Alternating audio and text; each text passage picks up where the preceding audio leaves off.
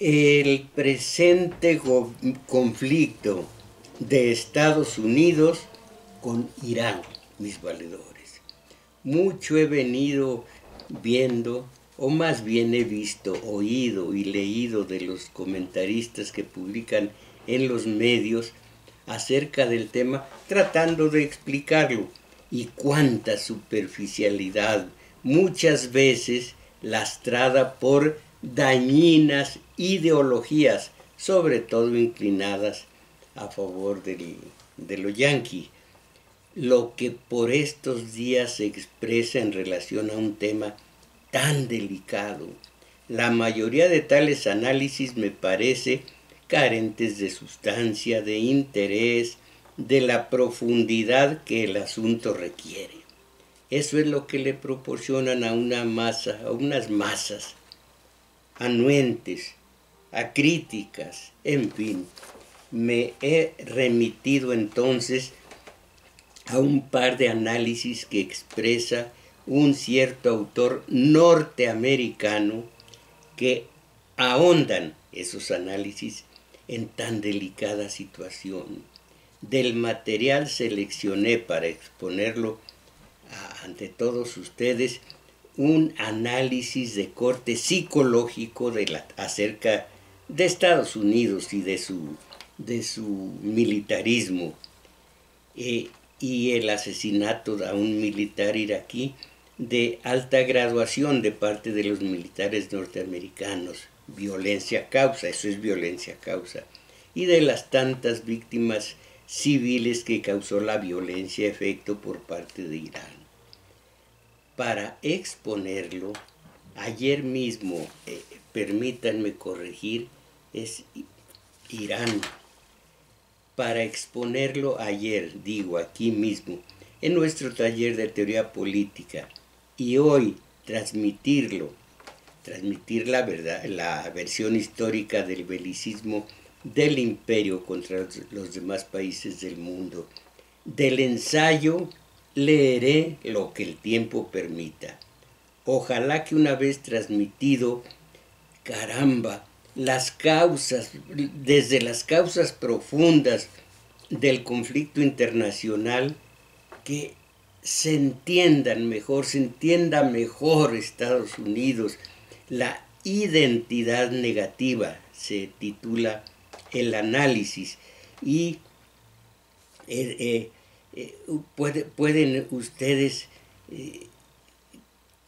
pueden ustedes entender, ya leyeron, ya vieron, ya escucharon el análisis del conflicto bélico por parte de los medios. Acuérdense ustedes que son de derecha, la mayor parte son de derecha y son aliados y son proclives a acercarse a apoyar los intereses de los empresarios. Eso ya lo leyeron. Y ustedes que me escuchan, que se supone son contrarios históricamente a esos medios, oh, se tragan todo lo que ellos les dicen, todos lo que les dicen los medios de acondicionamientos de masas precisamente. Ahora, como ya leyeron todo lo que salió en los periódicos, ya tendrán su criterio formado al respecto y tal vez desean expresarlo aquí mismo en nuestro espacio comunitario de domingo 7. Entonces, para que se comuniquen, les doy las señas telefónicas, aunque ya las conocen, pero en fin. Sí, aquí para la zona metropolitana, 55 55 36 89 89, y para el resto del país 850 52 6 88.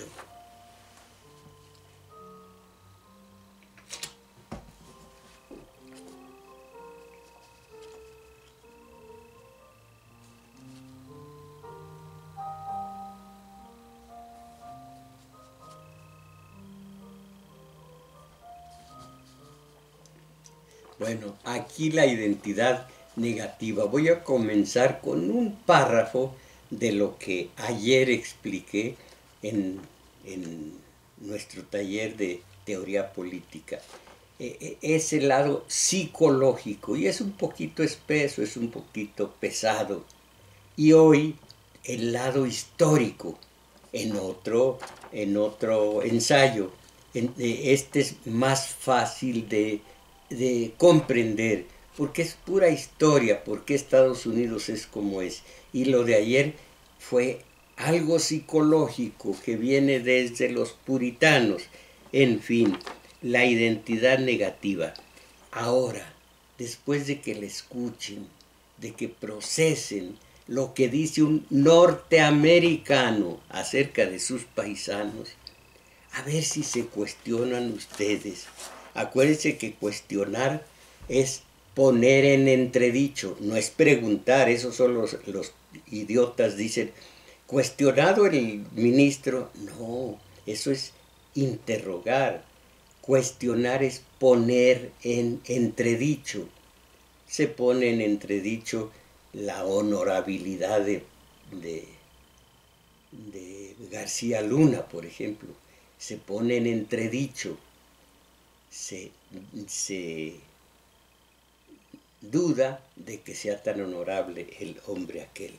Bueno, después de que lean, de que escuchen lo que les voy a leer, a ver si se preguntan, ¿y por qué carajambas somos tan pro-yanquis?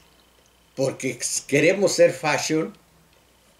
Veo hoy, hace rato, en los periódicos, la mitad, cuando mucho, la tercera parte, está en inglés.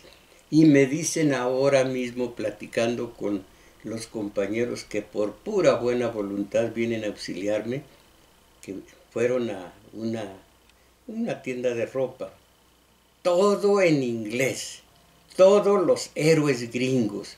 Y la música, y el cine, y las noticias, y la televisión, y el tal Netflix, tengo que decirlo bien, Netflix, que yo no sé lo que sea ni voy a pagar por verlo. Series de televisión, pura serie gringa. Les debo un programa en donde platiquemos ustedes y yo acerca de lo inficionado que está el paisanaje, las masas de lo gringo. Ya nada más, lo más sencillito, lo que era una burla para el mexicano, cuando mi don Gabriel Vargas escribía y dibujaba el Borolas, la familia Borolas. No Borolas sino Borolas el original, pues cómo les ponían los mediocres a sus hijos, a la mujer, a la jovencita, a la niña, Lady D y cosas por el estilo, Lady D, tarugadas de esas, y al hombre, no me acuerdo de algún nombre ridículo para nosotros, como Conan y algo por el estilo. Bueno, a ver, lo que era broma ahora es totalmente serio. A ver si una vez que lean esto, después de que tanto los han agraviado los gringos, ojalá que al menos 2 o 3 de ustedes se salven y queden de este lado conmigo, de los que no nos contaminamos con la subcultura gringa. Sí, con la cultura. Lean a Hemingway, lean a Caldwell, a Dos Pasos, a Steinbeck y sobre todo ¿cómo se llama ahora? Les digo, el novelista que a mí me parece enorme, norteamericano del siglo pasado. Esa es cultura, y su música y su pintura, pero no la subcultura que les da la tele para irles quitando lo que les queda de mexicanos y los hagan nada, ni mexicanos ni gringos, que Conan no sepa cuál es realmente su identidad. Faulkner se llama el William Faulkner, el novelista que a mí me apasionaba. Ahora no leo novela, leo solo asuntos políticos para ustedes, para que cuando hablo y doy una opinión, detrás esté respaldada por verdaderos especialistas del tema, de aquí y de allá. Entonces, va para ustedes la identidad negativa. Primero en el principio de la parte psicológica y después la historia. Dice el autor: la cuestión fundamental de la Revolución Americana fue el rechazo de Inglaterra y del resto de Europa, del mundo feudal, de jerarquía privilegiada y en general intolerancia religiosa. La nuestra, dice el norteamericano, la nuestra sería una sociedad igualitaria en la que las oportunidades de progreso estarían al alcance de todos. Claro, desde luego, exceptuando a los esclavos, a las mujeres, a los negros, a los nativos americanos. Pero cuando se produjeron sus respectivos movimientos de emancipación, ellos quedaron aparte. Fue en nombre de este principio cuando el viejo mundo representaba todo lo que el nuevo rechazaba. Así que la República se basó desde el principio en la premisa del rechazo de otra cosa. El rechazo fue el principio de los norteamericanos, rechazar lo que había sido el feudalismo, lo que era la intolerancia, lo que era la desigualdad. Entonces, el viejo mundo representaba todo lo que el nuevo rechazaba. Así que la República gringa se basó desde el principio en la premisa del rechazo de otra cosa. Lo que Hegel es un filósofo idealista, en el que se basó primero Marx para hacer del idealismo el materialismo, y de allí todos los demás, hasta el día de hoy. Hegel fue importantísimo, nada más que él era idealista, Marx era materialista. Bueno, lo que Hegel definiría más tarde como identidad negativa. La identidad, fíjense ustedes, la identidad negativa es un fenómeno mediante el cual te defines a partir de lo que no eres. Y de aquí viene el ensayo psicológico, digo yo, así lo considero. Pero aquí está la historia. Comienza prácticamente igual, pero luego habla de otra cosa. Miren ustedes. En un ensayo titulado Localizar al enemigo, tomé prestado un concepto de Hegel, el de la identidad negativa.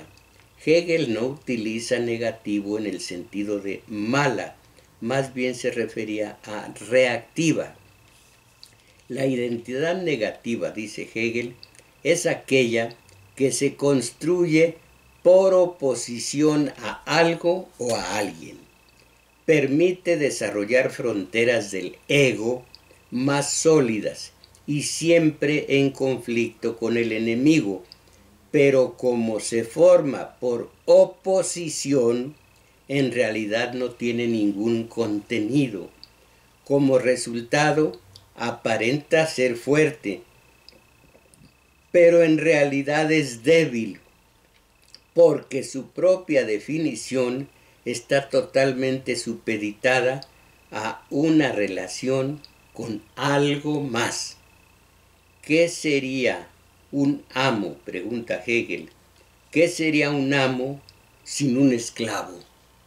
Es exactamente, digo yo, la pregunta básica que se formula Hegel acerca de la identidad negativa, y que yo les digo es la de los norteamericanos. ¿Qué sería de un amo sin un esclavo? Eliminemos al esclavo y el amo no tiene nada más que lo defina. Esta es la identidad de Estados Unidos. Sigo leyendo. Mi argumento, dice el norteamericano, mi argumento es que este concepto de identidad negativa se aplica con especial precisión a Estados Unidos y a la historia del continente americano. En sus diversas formas, la oposición fungió para los colonos como una estrella polar narrativa que les permitió dotar de sentido a sus vidas, como demuestra contundentemente Berkovich. Era una narrativa religiosa. Este es muy importante, mis valedores, porque el patriotismo, digámoslo así, de Estados Unidos es una religión laica y es una relación llena de dogmas, y no hay un hecho que se pueda enfrentar a un dogma.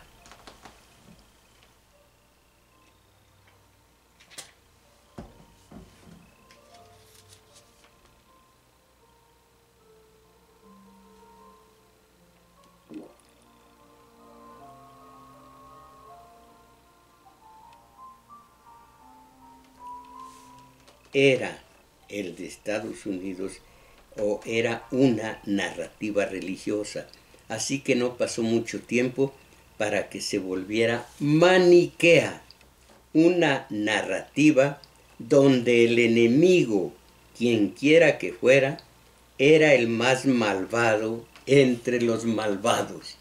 ¿Recuerdan ustedes el horror que solo en la picaresca española podía yo haber leído de Bush hijo, cuando dijo: no sé por qué nos odia el mundo si somos tan buenos? Bueno, entonces, en este maniqueísmo, ellos eran los buenos, todos los demás los malos. Una religión laica que está plagada de dogmas. Y puede la ciencia demostrar que los hechos arrojan este resultado? Pues sí, los hechos, pero el dogma está por encima de ellos.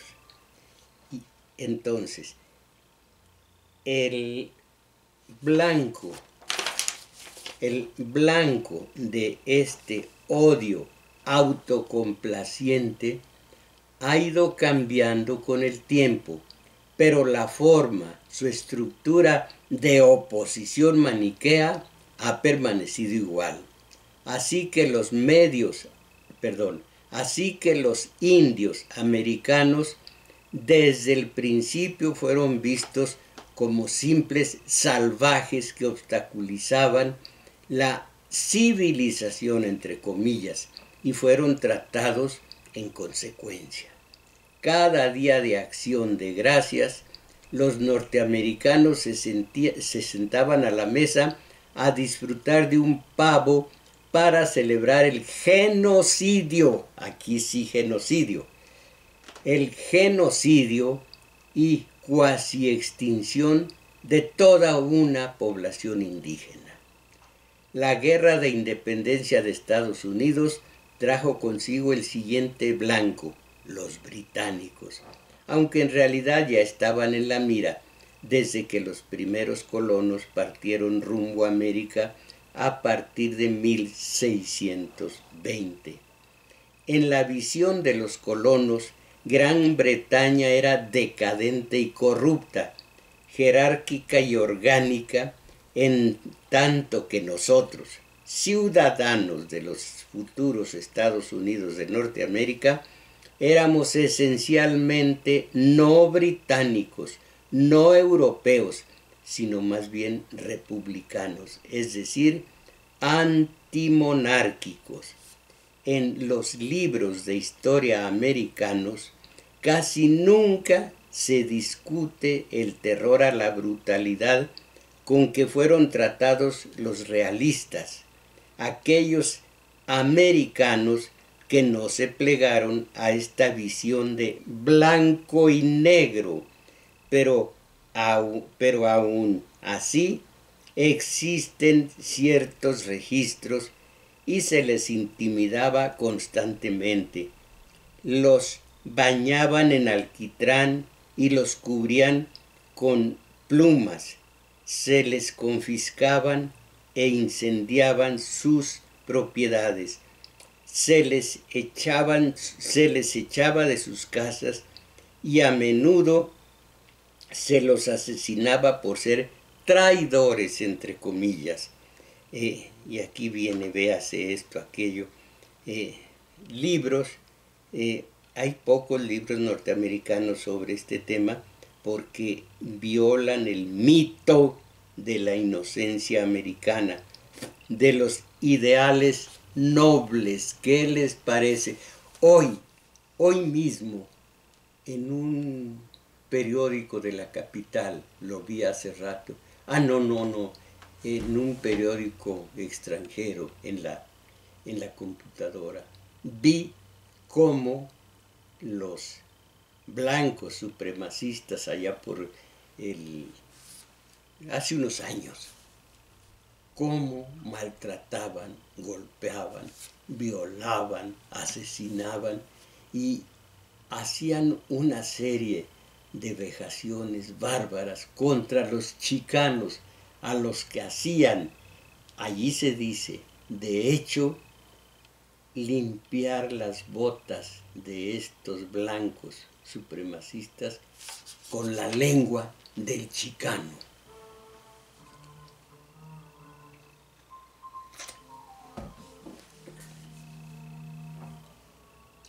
¿Cuándo el mexicano sabrá distinguir a su enemigo histórico y proceder en consecuencia? No, dejaría de ser fashion. ¡Ay, qué vergüenza! ¡Qué vergüenza! Claro que ahora oigo a algunos de ustedes diciendo, entonces, ¿por qué no te largas a Cuba? ¿Por qué no te largas a Venezuela? Exactamente es la contestación del norteamericano. Dice que tenía una amiga, muy amiga, y de pronto habló mal de un detalle de la política norteamericana. Ella se puso lívida, como loca, dice el autor, y le gritó, ¿y por qué no te largas de aquí?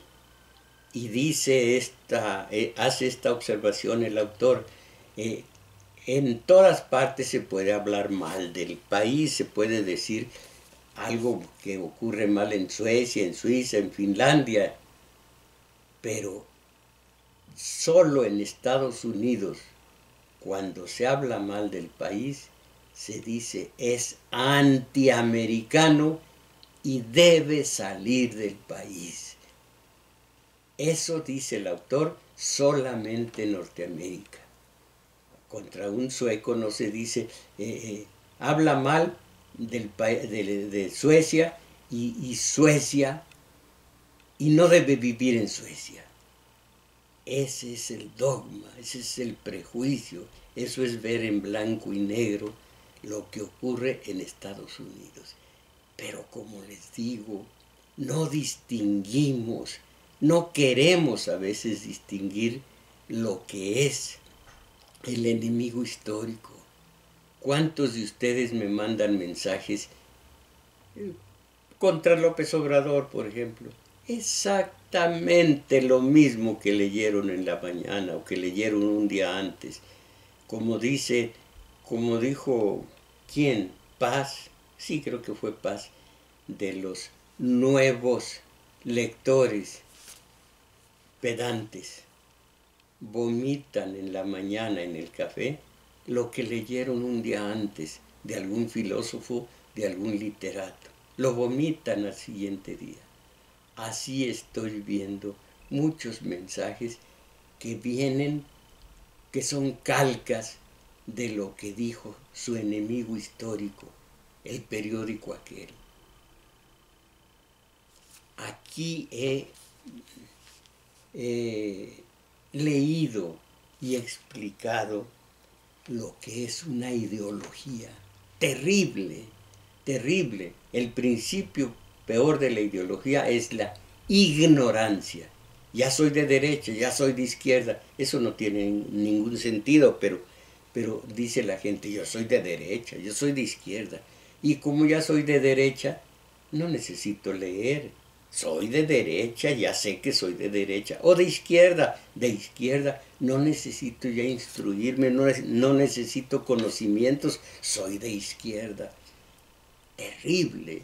Somos ignorantes y por eso nos vence el enemigo histórico y nos sigue dando basura, nos sigue dando basofia desde los medios de acondicionamiento social.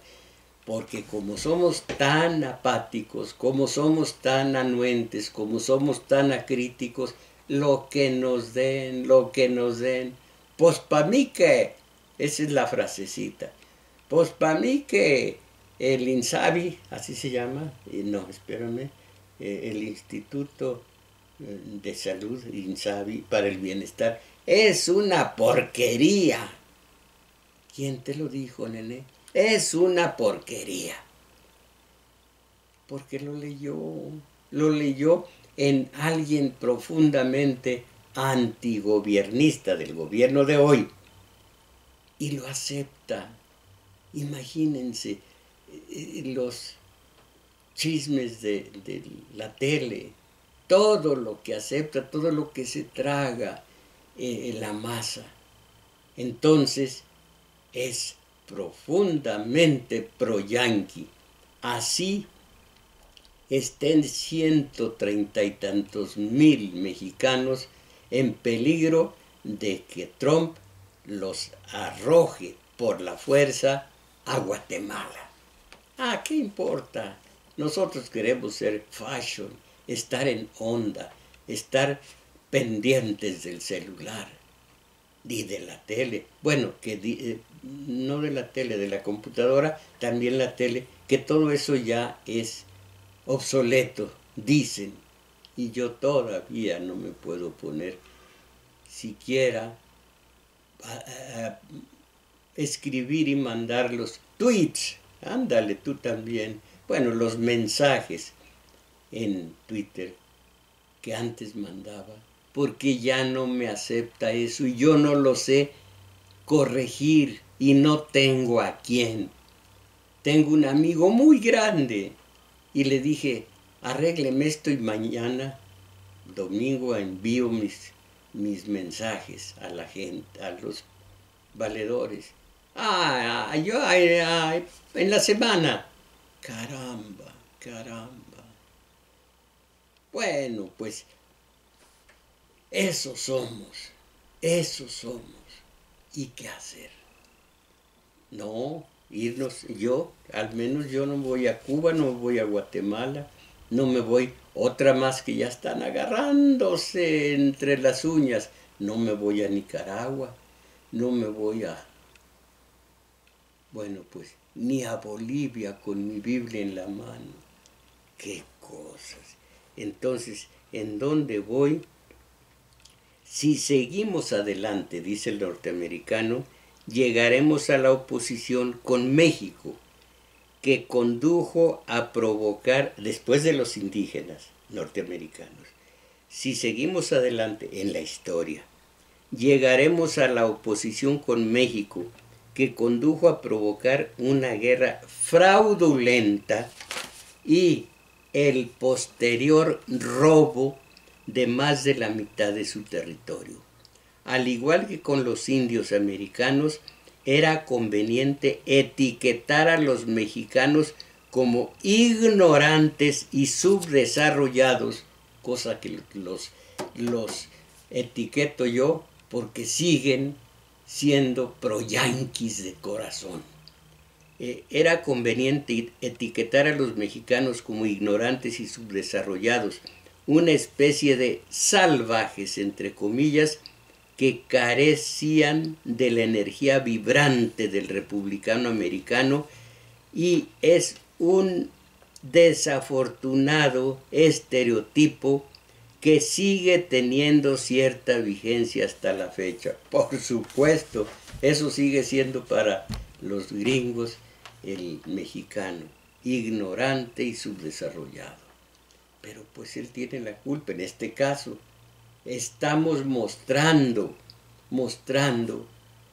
esa sujeción, ese agacharnos, agachar la cabeza, ese bebernos la condenada subcultura gringa como lo mejor.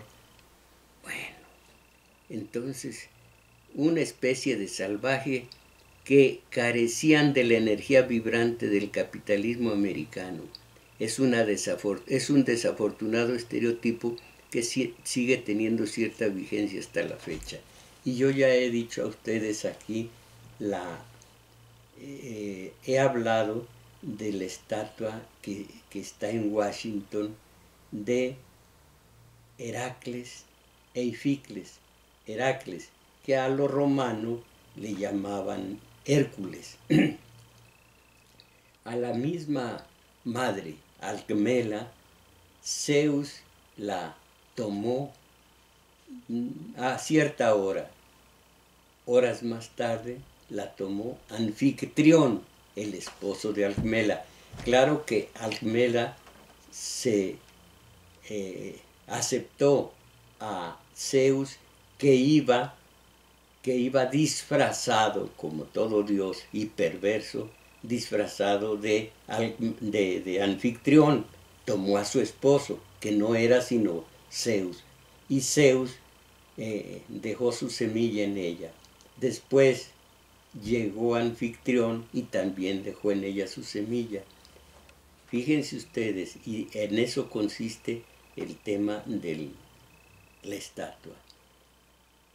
De Zeus nació Heracles, o sea, Hércules. No me gusta Hércules el nombre, me gusta Heracles. Nació Heracles. Y de la semilla de Anfitrión nació Ificles. Son hermanos de sangre, ya me entienden. Hera, esposa de Zeus, celosa de lo que ocurrió con que Zeus tomó a Alcmela, mandó 2 serpientes gigantescas que ahogaran a las criaturas. Ificles vio las bichas aquellas y soltó el llanto y los gritos aquellos. Heracles adelantó sus manitas y con ambas ahogó a las 2 serpientes. Heracles es el símbolo para los gringos de ellos mismos, Heracles. Y todos los demás de Iberoamérica y de otros países son Ificles. Y eso está inmortalizado, entre comillas, en Washington, en una estatua de Washington. Entonces, para los norteamericanos, los mexicanos son ignorantes y subdesarrollados, una especie de salvajes que carecían de la energía vibrante del capitalismo americano, y es un desafortunado estereotipo que sigue teniendo cierta vigencia hasta la fecha. Al igual que los indios americanos, los mexicanos los mexicanos estorbaban la marcha hacia el progreso hacia el destino manifiesto norteamericano, de nuevo un mandato divino. Destino manifiesto, de nuevo un mandato divino. De hecho, el gobierno mexicano sabía bien desde el principio con quién trataba.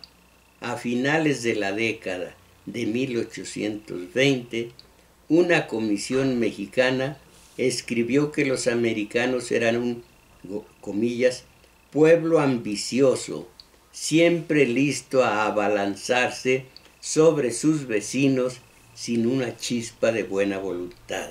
Se cierran. Como escribió Robert Kagan en Dangerous Nation, Nación Peligrosa, casi todas las naciones veían de este modo a Estados Unidos, incluida España, Francia, Rusia y Gran Bretaña. Debe ser incluidas España, Francia, Rusia y Gran Bretaña. Los diplomáticos franceses calificaban al pueblo norteamericano de belicoso e inquieto. Poco tiempo después, el mismo marco conceptual utilizado para caracterizar a los indios americanos y a los medios mexicanos, fue impuesto por el norte de Estados Unidos al sur, en su propia patria. Era vista como una sociedad perezosa e inactiva que estorbaba la marcha hacia el progreso. Como lo explico, dice, en Las raíces del fracaso americano, no fue la oposición norteña a la esclavitud lo que desencadenó la guerra civil, aunque con posterioridad este desempeñó un papel importante como elemento unificador o grito de guerra. Desde luego que no condonó la esclavitud, no condonó, aquí dice, debe ser condenó, no condenó la esclavitud, y es muy posible que sin la guerra civil la esclavitud hubiera prolongado durante varias décadas, así dice, aunque algunos historiadores no están del todo de acuerdo con esta aseveración. Pero el conflicto fundamental fue un choque de civilizaciones, la manera lenta y relajada del sur contra la incesante expansión económica del norte. Ambos bandos consideraban al otro como la encarnación del demonio. El resultado fue la pérdida de 625,000 vidas, 625,000 vidas, y una destrucción masiva del sur, cuyo clímax fue la campaña de Sherman hacia el mar, que fue de una violencia sin precedentes. Desde luego que esas cicatrices no han sanado por completo. Claro, para el sur la guerra no ha concluido del todo y el resentimiento es muy profundo. De esto habla Faulkner, de esto habla Truman Capote, de esto hablan muchos escritores, cómo todavía la herida en el sur está abierta.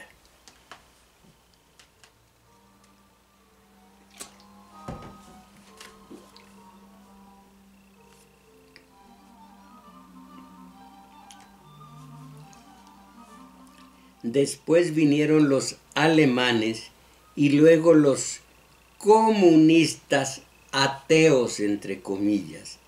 La conversión de Rusia de aliada a enemiga ocurrió casi de la noche a la mañana y no es difícil darse cuenta por qué con Alemania fuera de la jugada se necesitaba un enemigo para llenar el vacío existente. ¿Me entienden ustedes?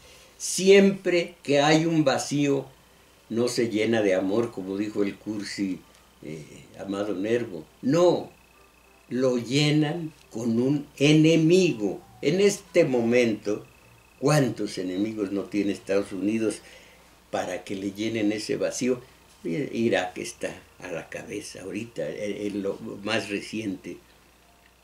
Y aunque la Unión Soviética tenía un régimen en extremo opresivo, no era necesario, como explicó después el diplomático americano George Kennan, convertirla en el enemigo mortal, porque su principal objetivo consistía en asegurar sus propias fronteras y no en expandirlas. Los archivos del QOS que se desclasificaron tras la caída de la Unión Soviética revelaron que el verdadero miedo de Rusia no era Estados Unidos, sino una Alemania armada de nuevo. Sin embargo, no existió ningún intento de negociar con Rusia, como señaló Stalin desde 1946. Stalin dijo: no hay ningún intento de negociar con Rusia por parte de Estados Unidos. Para los americanos la palabra negociación en realidad significaba capitulación, o digo yo, rendición. De cualquier manera, la Guerra Fría mantuvo ocupada a la nación norteamericana durante décadas, y la llamada defensa perimetral, que sostenía que cualquier alboroto en el mundo justificaba la intervención militar estadounidense, condujo a los desastres de Irán, Guatemala, Vietnam, Chile y demás. Cuántos, mis valedores. Dice documentos oficiales de Panamá que cuando Estados Unidos invadió la nación para sacar del Palacio de Gobierno a Manuel Arturo Noriega, hubo que sacrificar, y se sacrificó, entre 4 y 6,000 civiles. Y otra cosa, el derecho de asilo es intocable en una embajada y más en un recinto religioso. De la Iglesia Católica, caramba, intocable. Logró Manuel Antonio Noriega asilarse en la Catedral de Panamá, y de allí lo entregaron el alto clero, lo entregó el alto clero de Panamá a los Estados Unidos. Manuel Antonio Noriega, que había sido aliado y trabajaba para la CIA, terminó sus días en la prisión. Yo he hecho una parodia de una frase poética. La historia, mis valedores, la historia no es eso que narran los libros de historia.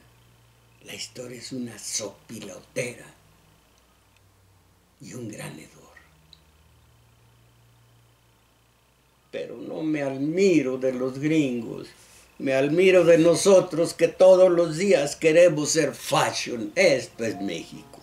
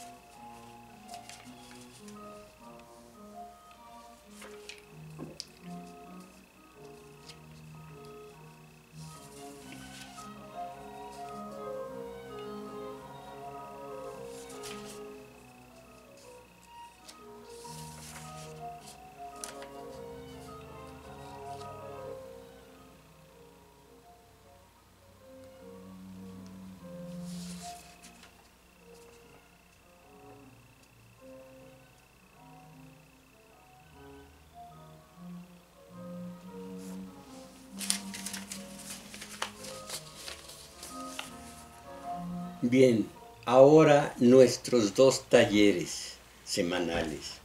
Sábado, 11 a 13 horas, taller de teoría política.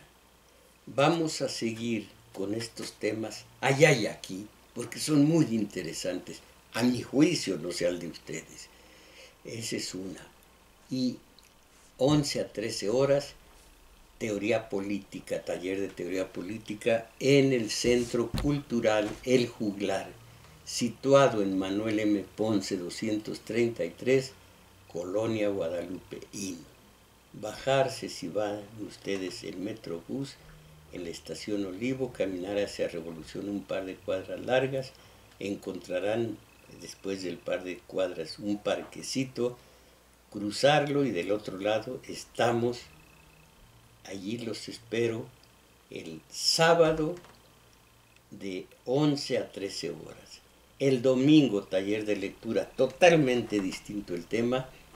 El domingo de 1 a 2 y fracción de la tarde, allí mismo. Y allí los espero. Es cuestión de ustedes. He tenido muchos talleres de lectura. Este es muy hermoso. Pero en fin, el de la Gustavo Amadero me lo asesinó el PRI. Perdón, el PRD. El PRD.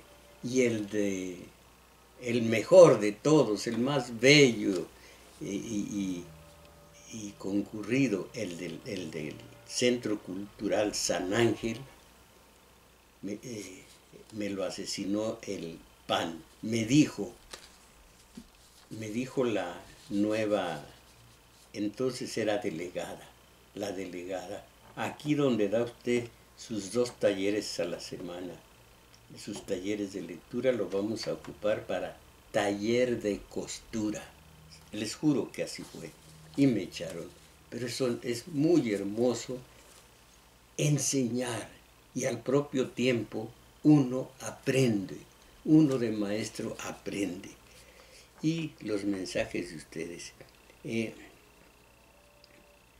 Quetzalcóatl Bisuet. No voy a leer su mensaje porque hay individuos y apellidos que me repugnan. Los que además no tiene nada que ver que quienes sacrificaron fue la propia CIA para justificar una intervención en México. Allá, y por allá va a ir el presidente del país. Y para allá va a ir, creo, una marcha. Miren ustedes, imaginen un enfermito tiene una infección, pero ya mucho tiempo con la infección. Le dieron primero un té de valeriana, no sirvió. Entonces, un señor Javier Sicilia, no me lo pongan poeta, no frieguen, el poeta es para mí el ser humano más grande en lo que se refiere a la sensibilidad y talento y demás. El hombre Javier Sicilia, ha repetido los tecitos de valeriana para la infección del país. Una vez, allí falta autocrítica. La primera vez que una marcha de aquellas, una mega marchita, a ver, ¿tuvo algún buen resultado? Esa es la autocrítica. No, pues no. Cuando Calderón, no tuvo ningún buen resultado. ¿A poco un beso en el cachete de Calderón pudo ser buen resultado? Bueno, pues vamos a hacer otra mega marchita. Vamos a darle otro té de valeriana al enfermo. Pero si con el primero no se curó, ¿cómo se va a curar con el segundo? A recursos idénticos, pedir resultados distintos, pues otra marcha ahora. Eso no es más que protagonismo. Y relacionado este hombre, Sicilia, con esas personas. Y nada tiene que ver Quetzalcóatl Bisuet con algo importante, interesante, que leí para ustedes. ¿Qué tiene? Está usted inmerso no solo en el corto plazo, sino en la reina del periodismo, la nota roja, el chorrero de sangre. Y dice, hombre o mujer, a ver, ahorita lo veo, soy panista y me da gusto ver cómo su teoría fracasa. ¿Cuál teoría, señor? Es Mario. ¿Cuál teoría? ¿Cuál de todas? Caramba, ahora sí las que se refieren a nuestro tema. Javier Arce, en este conflicto tengo conocidos que justifican la agresión de Trump. Tal general iraní argumentando que esos países son conflictivos y que atentan contra lo que es un modelo de familia americana. ¿Y qué tiene que moldear a estilo familia americana? Que no frieguen. Por lo pronto, ustedes, si está de acuerdo con esto, Javier Arce, que no tenga una hija de 18 años, porque saldrá a la calle con una mini faldita que enseña la mayor parte de lo que no debería ser. Tampoco ¿cómo se llama esto? La burka, no. Pero caramba, qué destrampadas las jóvenes en Estados Unidos. ¿Y qué? Vamos a poner el ejemplo y vamos a decir todo lo gringo es lo bueno. Alberto Mejía Aguilera, Irak e Irán no están peleados. Es una invención del imperio yanqui sionista, igual que Corea del Norte y del Sur. Estos países están unidos con Asia, con China. Todo esto son asuntos de alta política y de más bien geopolítica. Pero pues así estamos ahora, acuérdense, identidad negativa. Estados Unidos necesita para ser un enemigo.